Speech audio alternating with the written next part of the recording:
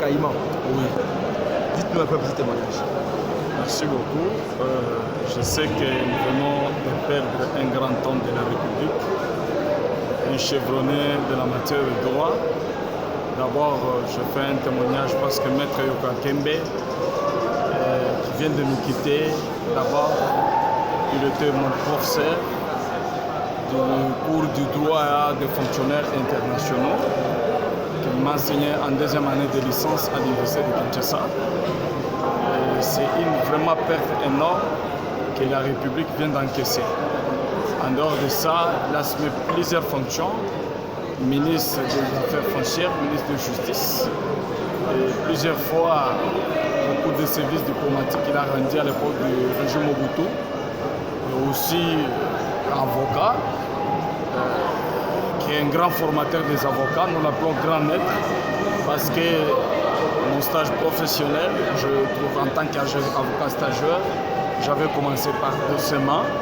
Donc c'est mon caïman, c'est lui qui m'a beaucoup fabriqué, juridiquement parlant, et aussi par rapport à la pratique judiciaire, et surtout au droit judiciaire.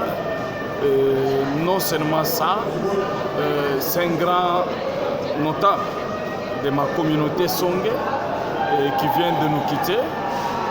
Cela ne veut pas dire qu'il était n'importe qui, c'est quelqu'un qui a laissé vraiment des traces énormes et les empreintes sérieuses partout où il est passé. Dernièrement, il était PCA de la Riche des Eaux. Vous savez qu'il a rendu des services très loyaux et aussi, avant qu'il puisse rendre son âme, il a assumé encore de hautes fonctions, plusieurs fois conseiller, plusieurs fois encadreur des foyers, des communautés. Donc, c'est un papa qu'on appelait souvent un noir mais blanc. C'est comme ça qu'on l'appelait, que c'est un blanc mais noir. Par rapport à la bonne foi, Maître Yoka Kembe, chaque fois, même quand vous avez un souci, un problème, il ne tarde pas d'assister. Et voilà pourquoi, ici à Lingwala, l'hôtel Umami, on le plaire. Chez lui, à Takokombe, ma campagne, on le plaire. Au cabinet, ici, l'avenue de justice, on le plaire.